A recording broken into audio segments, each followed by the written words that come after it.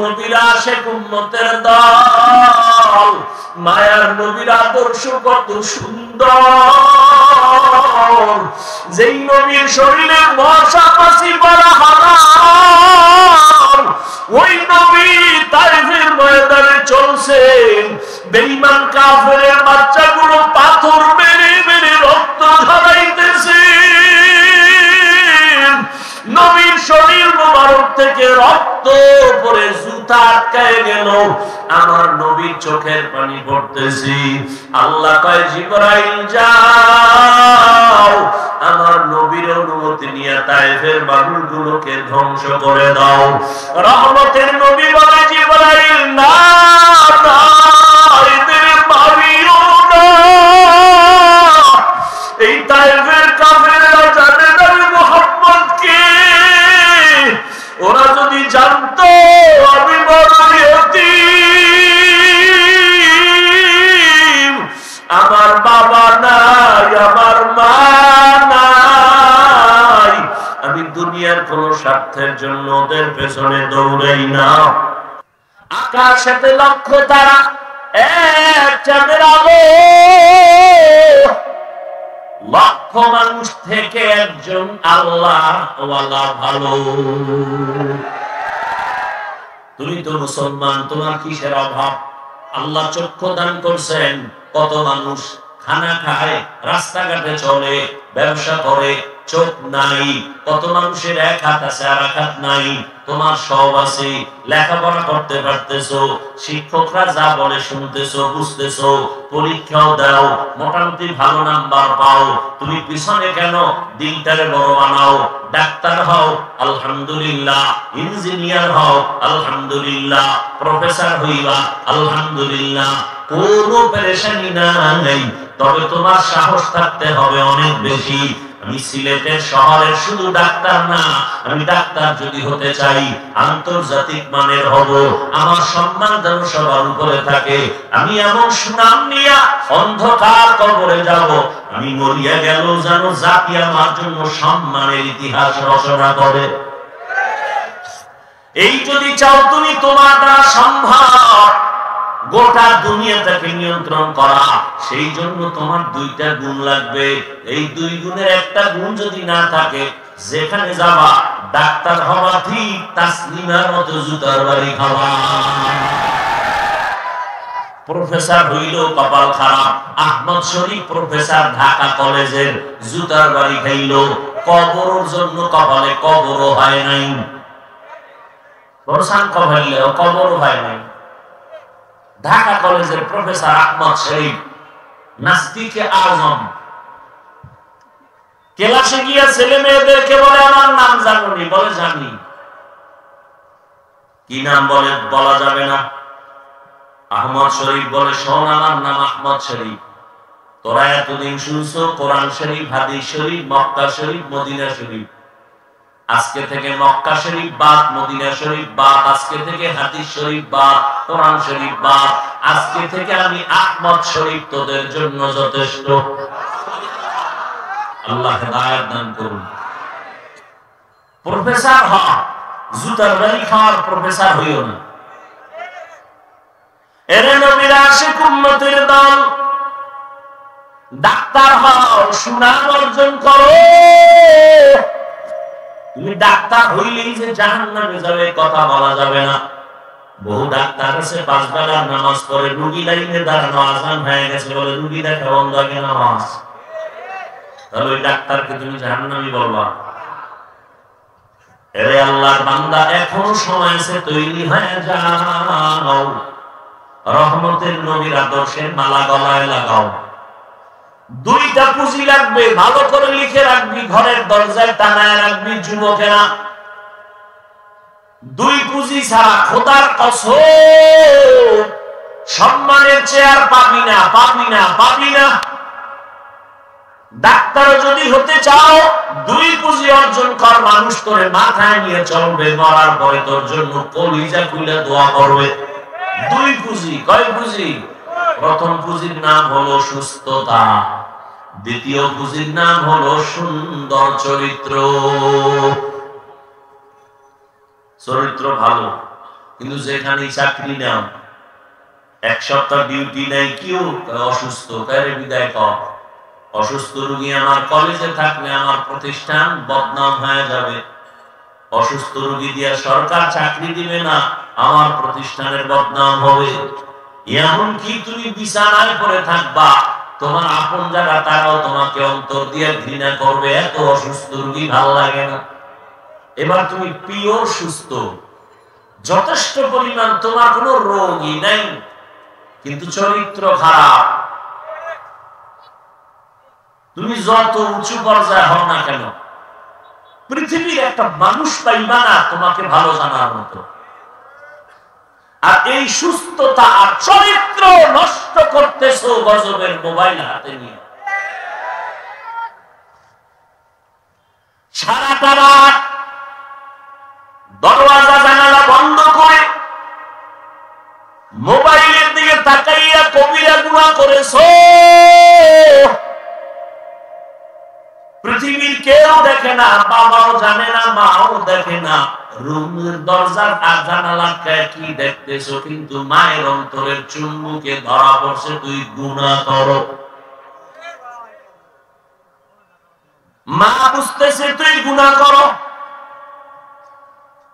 তোমার বয়স মাত্র 25 থেকে 30, তোমার চেহারাটা থাকবে উজ্জ্বল পূর্ণিমার চাঁদের আলোর মতো, দেখলে মায়া লাগবে, আকর্ষণ হবে। তোমার 25-30 মধ্যে কেন আকর্ষণ নাই? তোমার চেহারা কেন উজ্জ্বলতা নাই? দেখলে কেন মায়া লাগে না? একমাত্র গুনার কারণে আমার মাওলা তোমার উপরে বেজার। তোমার লজ্জা শরম আছে? তুমি আবার দাঁত খুলে হাসো। চরিত্রহীন তুমি। তোমার এই 30 বছরে কি করেছো? আল্লাহ না করুক আজকে যদি মরে যাও, তুমি এমন কি ভালো কাম করছো তোমার মা বাপ তোমার জন্য এটা স্মরণ করে দোয়া করবে? আছে জীবনের কোন ওই 30 বছরে ভালো কাজ? দুনিয়ার খারাপ কাম করেছো, মনে মনে মাছ কাটবে ঠিক, কিন্তু খুশি হবে। একটা বেয়াদব চরিত্র হইলোর কারণে অনেক জায়গায় লজ্জা পাই, মরে গেছে, জ্বালা গেছে। তাহলে বুঝো তুমি 30 বছরে কামাই করছো সবার বরদোয়া। এবার তুমি বালিশে মাথা লাগাই চিন্তা করো, তুমি মানুষ না অন্য কিছু? তুমি মরে গেলে মনে নিজের অন্তরকে প্রশ্ন করিও, তুমি মরলে তোমার ভিতরে ভিতরে মা খুশি, তোমার চরিত্র খারাপ এই কারণে। তুমি মায়ের সাথে বেয়াদবি করেছো এই মোবাইল দিয়ে, মাকে কাঁদাইছো কত রাত, বাবার সাথে বেয়াদবি করেছো, তোমার চরিত্র এত দুর্বল। শিক্ষকের সাথে বেয়াদবি করেছো, আলেমের সাথে বেয়াদবি করেছো। তুমি মরে গেলে সবাই খুশি মনে মনে, তাহলে তোমার 30 বছরের কামাই কি সবার বরদোয়া? এটা জীবন হলো তোমার। অথচ তুমি কবি নজরুলের ইতিহাস পড়ো, রবীন্দ্রনাথের ইতিহাস পড়ো, তোমার মতো আকাম করলে ওদের ইতিহাস কেউ পড়তো না।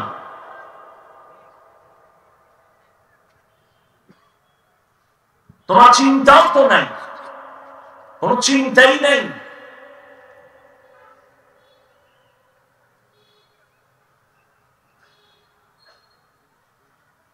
জেনারেল লাইনের একজন প্রফেসর লেকচার দেয় মাত্র আধা ঘন্টা, মানুষ তাকে সিরিয়াল দিয়ে পায় না, আমার কলেজে আসেন, আমার কলেজে আসেন, বিদেশ নিয়ে যায়। কত সম্মান! ও যুবক, তুমি ওই লাইনে আছো, আলহামদুলিল্লাহ, তোমার কোনো ভয় নাই যে হুজুর না হইলে বুঝি জাহান্নামে যাব। না রে বাবা, তুমি ওই লাইনে থাইকা 5 বেলার নামাজ পড়ো, মা বাবার দোয়া নিয়ে চলো, আলেমদের কলিজার সাথে সম্পর্ক রাখো, নামাজ পড়ো। তুমি ডাক্তার হলেও ইনশাআল্লাহ জান্নাত পেয়ে যাইবা। নবীর আদর্শ লাগাও। ও মিয়া, আমরা নবীর আদর্শ মানার কারণে কি সম্মান কমে গেছে? মহামারী করোনায় কি তাকায় দেখো নাই? বাবায় করোনায় মরে গেল, সন্তান লোকের টাকা দিয়া বাবার লাশটারে ঘর থেকে নামায় রাস্তায় ফালায় দিছে। বাবার কবর কই, জানাজা কই, ছেলেরা খবর নিল না, দরজা লক করে ঘুমায় গেল। এই দেশের শত শত করোনার লাশ আমার উলামায়ে কেরাম টুপিওয়ালারা কাঁধে লইয়া গোসল করাইয়া জানাজা পড়াইয়া কাফন পড়াইয়া কবরে দাফন করেছেন, একজন হুজুরেও করোনায় মরে নাই। করোনায় স্কুল বন্ধ, কলেজ বন্ধ, ব্যবসা বন্ধ, চাকরি বন্ধ, বাস বন্ধ, ট্রেন বন্ধ, রাস্তাঘাট সব বন্ধ। আল্লাহর হাজার শুকর একটা কোরআনের মাদ্রাসাও বন্ধ হয় নাই। এর নবীর আশিক উম্মতের দল, মায়ার নবী মক্কা নগরীতে এমন সময় আছে যেই সময় মক্কার মানুষ বড় খারাপ, এতটাই চরিত্রহীন, কন্যা সন্তান পেলে বাবা নিজে কন্যাকে জবাই করে পাথর চাপা দিয়ে মেরে ফেল।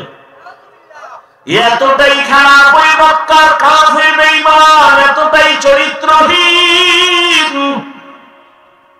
জমিনে আল্লাহ তার ঘর বানাইছেন বাইতুল্লাহ।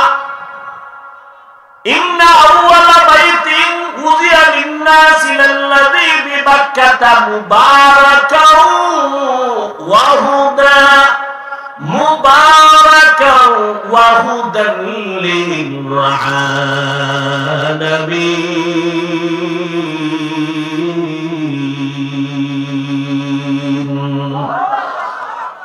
আল্লাহ বলেন, জমিন বানায় আমি একটা নতুন ঘর বানাইলাম বাইতুল্লাহ। এত দামি একটা ঘর, যেই ঘরটার দিকে তাকাইয়া থাকলেও সওয়াব।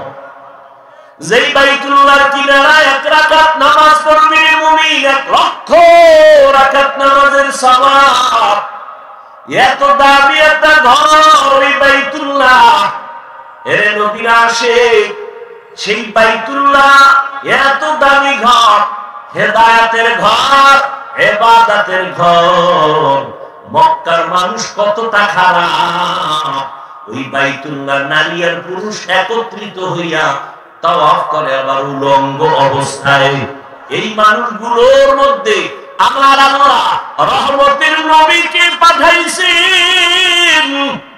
মাত্র 13টা বছরের মধ্যে মক্কার চরিত্রহীন মানুষগুলোকে স্বর্ণের মানুষ বানায় দিলেন আমার আল্লাহ। নবীজির আদর্শ দিয়ে মাত্র 13 বছরের ব্যবধানে মক্কার চরিত্রহীন মানুষ স্বর্ণের মানুষ হয়ে গেল। আল্লাহ তাই জিবরাইল লিস্টি দিয়ে দিলাম, নবীর কাছে গিয়ে পৌঁছাইয়া দাও। এই লিস্টির মধ্যে যাদের নাম আছে নবী যেন ঘোষণা করে দেয়, এই লিস্টির নাম যাদের আছে সবাই বিনা হিসাবে জান্নাতি। 13 বছরের ব্যবধানে মক্কার চরিত্রহীন মানুষগুলোকে নবীর দামি স্বর্ণের মানুষ বানায় দিলেন। জান্নাতের টিকেট পেয়ে গেলেন তারা। নবী একটা বেতের বাড়িও দেন না, একটা গালিও দেন নাই, মিথ্যাও বলেন নাই। হাজারো গালি নবী শুনছেন, একটা গালির জবাব দেন নাই। নবী চোখ গরম করে কোনদিন কারো দিকে তাকান নাই। ও নবীর আশিক উম্মতের দল, মায়ার নবীর আদর্শ কত সুন্দর। যেই নবীর শরীরে মশা মাছি বলা হারাম, ওই নবী তাইফের ময়দানে চলছেন। বেঈমান কাফেরের বাচ্চাগুলো পাথর মেরে মেরে রক্ত ঝরাইতেছে। নবীর শরীর মোবারক থেকে রক্ত পড়ে জুতা আটকায় গেল। আমার নবীর চোখের পানি পড়তেছি। আল্লাহ কয়, জিবরাইল যাও, আমার নবীর অনুমতি নিয়ে তায়েফের মানুষগুলোকে ধ্বংস করে দাও। রহমতের নবী বলে, জিবরাইল না, এদের মারিও না। এই তায়েফের কাফেররা জানে না মুহাম্মদকে। ওরা যদি জানতো আমি বড় ইয়তীম, আমার বাবা নাই, আমার মা নাই, আমি দুনিয়ার কোন স্বার্থের জন্য ওদের পেছনে দৌড়াই না। আমি নিজের ঘরের খবর না নিয়া উম্মতের জন্য পাগলের মতো দৌড়াই। ও উম্মতের দল, আম্মা জান আয়েশা রাদিয়াল্লাহু তাআলা আনহা কান্না জিজ্ঞাসা করেন, নবীজি একদিন তার হুজরায় বসে কান্না করতেছেন। আম্মা জান বলেন, নবী আপনি কাঁদেন কেন? নবী বলেন, ও আয়েশা, হাসরের ময়দানে আমার উম্মতের কি উপায় হবে সেই জন্য আমি কান্না করতেছি। কেমন হালাত হবে হাসরের মাঠ! সূর্যের গরমে মাথার মগজগুলো টাস টাস করে ফেটে যাবে, বেঈমান নাফরমানগুলো চিৎকার মারতে থাকবে। এমনকি হাসরের ময়দানে নবীরা পর্যন্ত কান্না করবেন। এতটা কঠিন হবে হাসরের ময়দান, আপন আপন বলতে কেউ থাকবে না। ইয়াউমা ইয়াফিরুল মারউ মিন আখিহি ওয়া উম্মিহি ওয়া আবি ওয়া সাহিবাতিহি ওয়া বানি। ওই সময় আয়েশা, নবীরা পর্যন্ত উম্মতের সরায়া চিন্তা বাদ দিয়া নিজের চিন্তায় কান্না করবেন। আম্মা জান বলেন, নবী তখন আপনি কি করবেন? মায়ার নবী বলেন, আয়েশা, আমি আমার মাওলার কুদরতের সামনে মাকামে মাহমুদে সিজদায় পড়ে কাঁদব। আমি একবার বলবো না আল্লাহ আমাকে বাঁচাও, আমি কাঁদবো আর বলবো আল্লাহ আমার উম্মতের বাঁচাও। আমার একটা উম্মত যেন জাহান্নামের ভেতরে না যায়। আমার আল্লাহ বলবেন, নবী মাথা উঁচু করেন, কাঁদবেন না, আপনার উম্মত গুলো আমি জাহান্নামে দিব না। আপনি উম্মত গুলো ধরে ধরে জান্নাতের দিকে নিয়ে যান। নবী বলেন, আমি বেছে বেছে উম্মত গুলো জান্নাতের দিকে নেওয়া শুরু করব। আম্মা জান আয়েশা রাদিয়াল্লাহু আনহা বলেন, নবী কোটি কোটি মানুষের মধ্যে আপনি কেমনে বুঝবেন, চিনবেন কারা আপনার উম্মত? ওখানে মুসা নবীর উম্মত, ঈসা নবীর উম্মত, নূহ নবীর উম্মত সবাই থাকবে, কেমনে চিনবেন?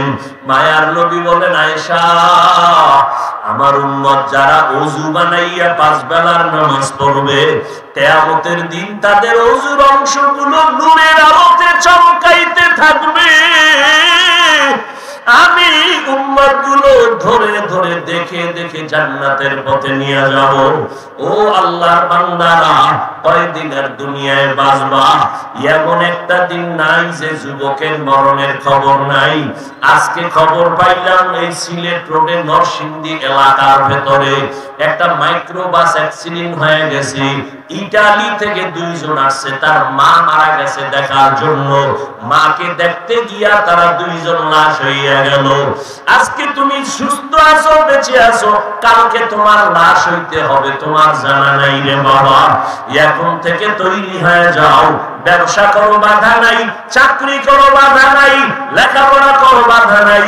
আমার মায়ার নবীর আর কাদাইও না রে যুবক।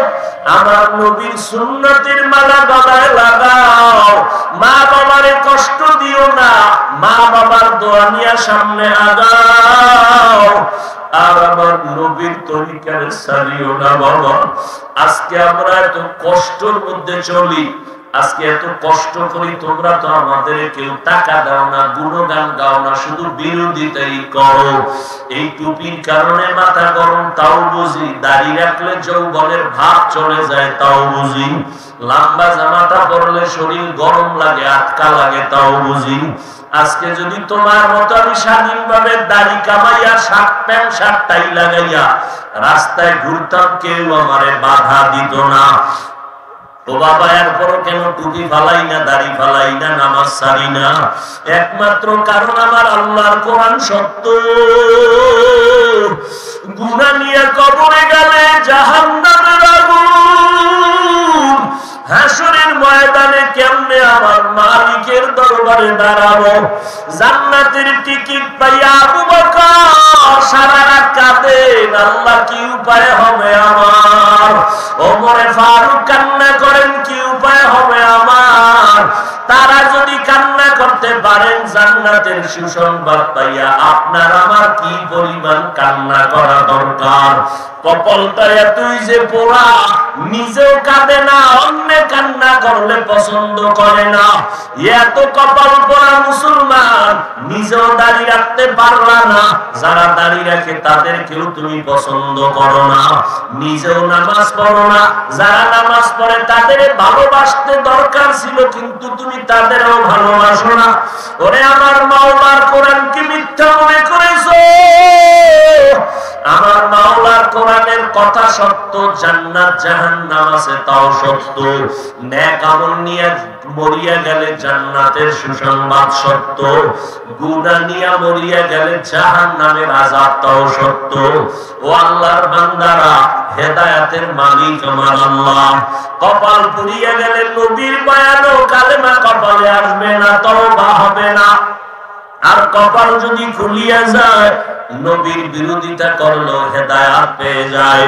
ও আল্লাহর বান্দা, জানি না কার কপাল এখানে ভালো আর কারটা খারাপ।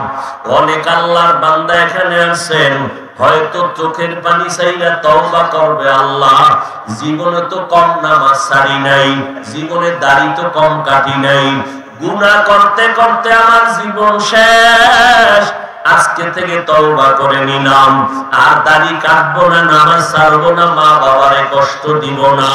উলামায়ে কেরামের পরামর্শ নিয়ে নবীর তরিকা মানিয়ে চলবো। আল্লাহর কাছে এমন ভাবে চোখের পানি ছেড়ে তওবা করে বিদায় নিবে। আর একদল আল্লাহর বান্দা এখানে আছে, যারা হাজার বয়ান শোনার পর এখান থেকে বিদায় হবে, তওবা নসিব হবে না, মোনাজাতেও কান্নার সুযোগ পাবে না। ও আল্লাহর বান্দারা, আল্লাহর কাছে তওবা করে নাও। জীবনে তো কম আরাম করলা না, তোমার অন্তরেও তো দুনিয়ার আকর্ষণ আছে, আমার অন্তরেও আছে। আজকে তুমি পার্কে দৌড়াও, কত আড্ডা দাও, বান্ধবী নিয়ে দৌড়াও, কত গুনার মজা করো, আমরা তো ওই লাইনটা জানার পরও করার চেষ্টা করি না, বরং তারপরও কত গুনাহ হইয়া গেল, এই জন্যই পাও ধরি আল্লাহর কাছে কান্না করি। ও যুবক বাবারা, তোমাদেরকেও পায়ে ধরে বলি, ও পর্দার আড়ালের আম্মা জানেরা, বোনেরা, আল্লাহর কাছে তওবা করে নেন। জীবনে নামাজ ছাড়বেন না, সন্তানগুলোকে আদর্শওয়ালা বানাবেন। ও বৃদ্ধ বাবাজিরা, আপনার মতো বুড়া মানুষ মসজিদে গিয়া নামাজ পড়ে, আপনি কেন পারেন না? আজকে থেকে তৈরি হয়ে যান, আল্লাহর কাছে তওবা করেন, আর নামাজ ছাড়বেন না, বেপরদায় চলবেন না, গালি দিবেন না, গীবত করবেন না। ও যুবক বাবারা, তওবা করে নাও। যতদিন বেঁচে থাকবো, ও আল্লাহ, আর কোনদিন তোমার বিরুদ্ধে যাব না, নবীর তরিকার বাইরে যাব না। তওবা করার মতো যদি নিয়ত হয়, দুটো হাত আমার আল্লাহকে দেখাইয়া দাও। আয় আল্লাহ, হাতগুলো কবুল করে নেন, তওবা কবুল করে নেন, তওবার উপরে মজবুত হইয়া চলার মতো তৌফিক দান করেন, আমিন।